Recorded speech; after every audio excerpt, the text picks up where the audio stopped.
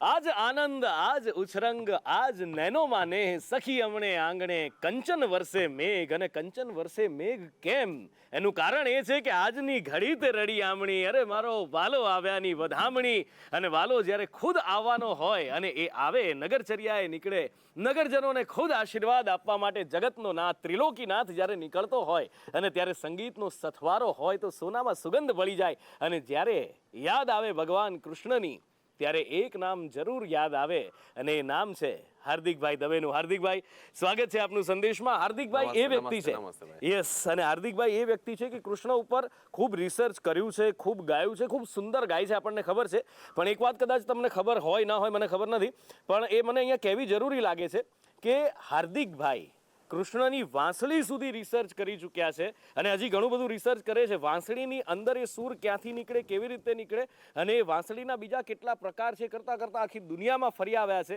એક સૂરની વાંસળી પણ કદાચ શોધી લીધી છે આપે. જંગલની અંદર એક જીવાતથી વાંસળી નીકળે, એક કાણું પડે વાંસની અંદર અને જે સૂર નીકળે, ઘણું બધું આપે રિસર્ચ કર્યું છે. એટલે આમ જુઓ ને તો વાંસળી છે ને એના ઉદ્ગમ જે મતલબ વાંસળી ક્યાંથી આવી એના ઘણા બધા છે. એમાંનું એક છે કે બાંબુઝના એટલે કે વાંસના જંગલ હોય એમાં એક જીવડું અંદર કાણું પાડે અને સાધુઓ અને જેને મેડિટેશન કરવું છે ને એ જંગલમાં જઈને ત્યાં બેસે અને એનો સૂર સાંભળીને એટલે એક રીતના આમ જોવો તો કૃષ્ણની પ્રેઝન્સ ફીલ કરી અને એમાં જ્યારે એ જ વાંસળી હોય અને એ કૃષ્ણ પરમાત્માના હોઠ ઉપર આવે અને જે દિવ્ય સૂર રેલાતા હોય અને કેવી અનુભૂતિ થતી હોય, તો આપણે આજે શરૂઆત કૃષ્ણ પરમાત્માના એક એવી દિવ્ય અનુભૂતિ કરતા ગીતથી કરીએ. જરૂર જરૂર. તમે વાત કરી આજની ઘડી તે રળિયામણી. હા, મને એક વ્યક્તિએ વાત કરેલી કે કૃષ્ણ સબ્જેક્ટ, કૃષ્ણ વિષય એવો છે, એણે કીધું કે તું એને સમજીને ગાવાનો પ્રયત્ન કરીશ અને ધીરે ધીરે એમાં વધારે એનો રસપાન કરતો જઈશ તો એ કે આ એક જ સબ્જેક્ટ એવો છે કે જે 5-10 વર્ષ સુધી તને ઘણું બધું અંદર ઘણું બધું આપે. એણે તો મને એમ કીધું કે હમણાં 5-10 વર્ષ આ જ પકડી રાખ. અચ્છા, અને દાયકાઓ સુધી આપે રાખશે. તો પછી કૃષ્ણને ઘણા અલગ અલગ પાસાથી ગાવામાં આવે છે અને આપણે ત્યાં સૌથી પહેલું જે એક જરૂરી એક ટીચિંગ હોય છે એ એમ કે છે ગુરુઓ કે વર્તમાન ક્ષણમાં આવો. આ ભટકતો હોય, હું તમારી સાથે બેઠો હોય, વાતું કરતો હોઉં પણ ખોવાયેલો હો ક્યાંક બીજે. મને એવું લાગે છે કે આ જે નરસિંહ મહેતાનું જે પદ છે ને, વાહ વાહ વાહ, નરસિંહ મહેતાથી શરૂઆત કરીએ આપણે. વાહ વાહ વાહ. કે એ આપણને એમ કહે છે કે જો તું અહીંયા આવી ગયો આ ક્ષણમાં સામે આવી ગયો તો અહીંયા સેલિબ્રેશન છે આ ક્ષણમાં. ક્યા વાત. અને કે છે તિંગ દિંગ દંગ દંગ દિંગ દિંગ દંગ દંગ દિંગ દિંગ દંગ દંગ દિંગ. ક્યા બાત બોલો છે. ધન્યાજની ઘડી તે રળિયામણી હારે દાન આજની ઘડી તે રળિયામણી કાના.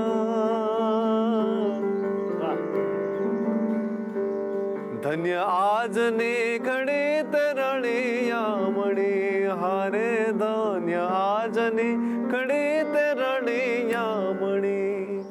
ઓ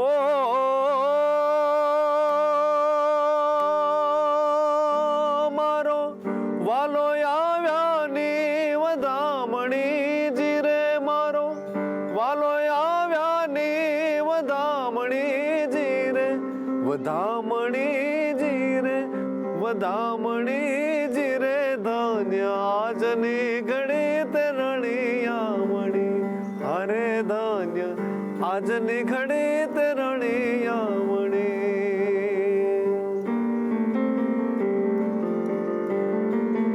क्या बात है.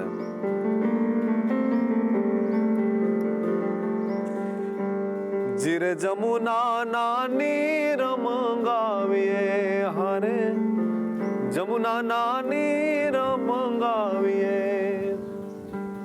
બ્રહ્મદાનજી આ વાત કરે છે કે ગંગા છે એ જ્ઞાનનો પ્રવાહ છે. જમુના છે એ કે એ ભાવનો પ્રવાહ છે. વાહ. તો એ કે છે કે આપણી અંદર જો ખૂટી ગયા હોય આ પ્રવાહ, તો જમુના નાની રમગાવીએ હરે, હવે જમુના નાની રમગાવીએ.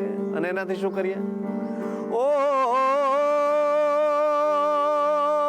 કે મારા વાલાજીના ચરણ પખાળીએ જી મારા,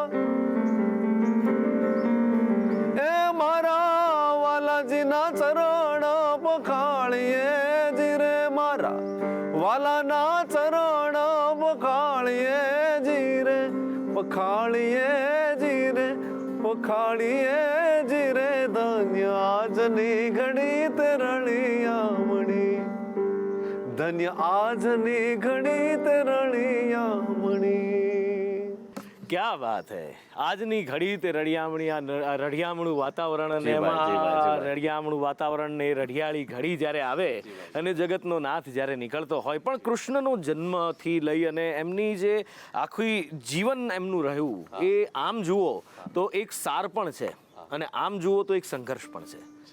કારણ કે દુનિયાને ઉપદેશ આપ્યો, દુનિયાને કદાચ પહેલી નજરે જો કૃષ્ણને કોઈ ઊંડાણથી ન જાણે તો એવું લાગે કે આ હા મથુરાના રાજા, પણ એ 11 વર્ષ 52 દિવસ જે ગોકુળ મથુરાની અંદર રહ્યા અને એના પછી એમને જઈને ક્યાંય એ સ્થાયી નથી થઈ શક્યા. તમે જુઓ કે એ જે કૃષ્ણનો જે વિરહ છે, ઇન્દિરા બેટીજી કહે છે ને, આપણે જ્યારે ભૂતકાળમાં વાત થઈ હતી કે રાધાની વેદના તો માધવે જાણી, રાધાની વેદના તો દુનિયાએ જાણી, પણ માધવની વેદના અજાણી, હૈયાના ગોખમહી સાચવીને રાખી, હોઠ પર કદી ના આણી.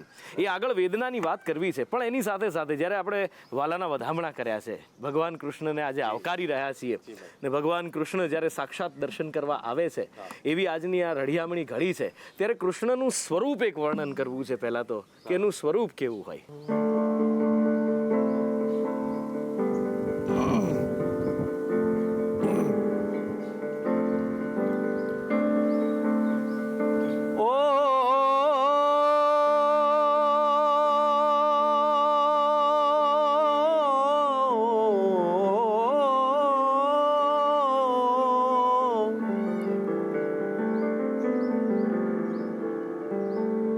મને મળ્યા શ્રી નાટવાર, લાલવન રાવન કુંજમાં, સહેલી રે અને સખી આજ આનંદ ના ઓઘવળ્યા, સહેલી રે સખી આજ આનંદ ના ઓઘવળ્યા, સહેલી રે. ઓ માવાને માથે મેવાડી મોડિયા, એના શૃંગારની વાત કરે છે. કાનાને કંઠે 51 હારવન રાવન કુંજમાં, સહેલી રે સખી આજ આનંદ ના ઓઘવળ્યા, સહેલી રે. ભલે ગુરુના કંઠમાં કંઠે 51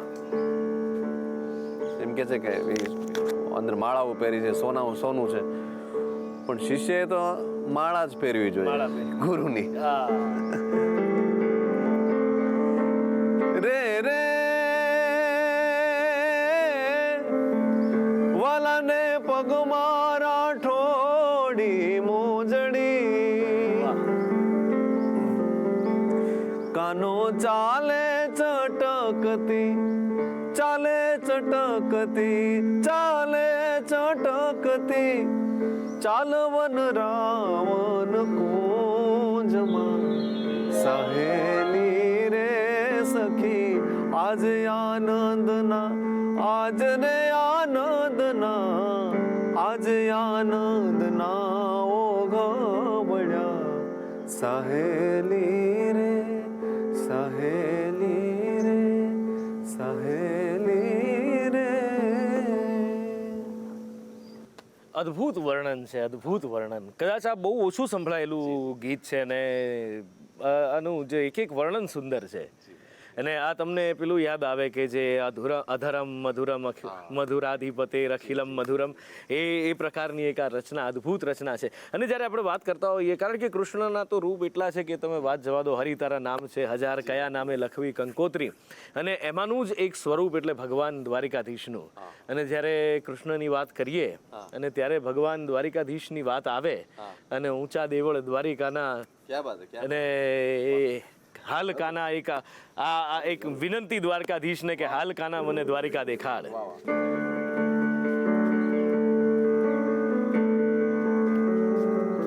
આપણે અત્યારે અહીં જ્યાં બેઠા છે અહીંથી એ જગ્યા ઘણી નજીક છે માધુપુરથી. આ છે ને આ પ્રભાતિયાના સૂર છે, આમાં મોર્નિંગ ટ્યુન જેને કીધી. પછી આપણે ધીરે ધીરે નરસિંહ મહેતાના પ્રભાતિયા બાજુ પણ જાશું. બિલકુલ બિલકુલ.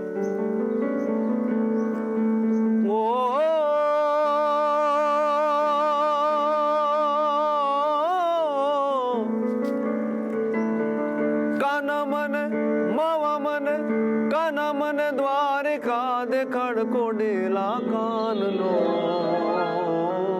એ કાના એ માવા એ કાના રહી ન શકું તમ વિના.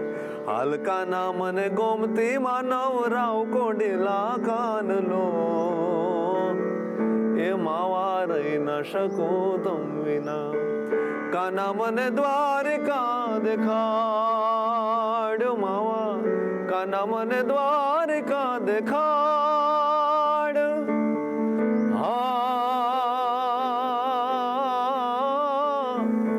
ઊંચા દેવળ દ્વારિકાના જી જી જી જી જી જી જી જી જી જી.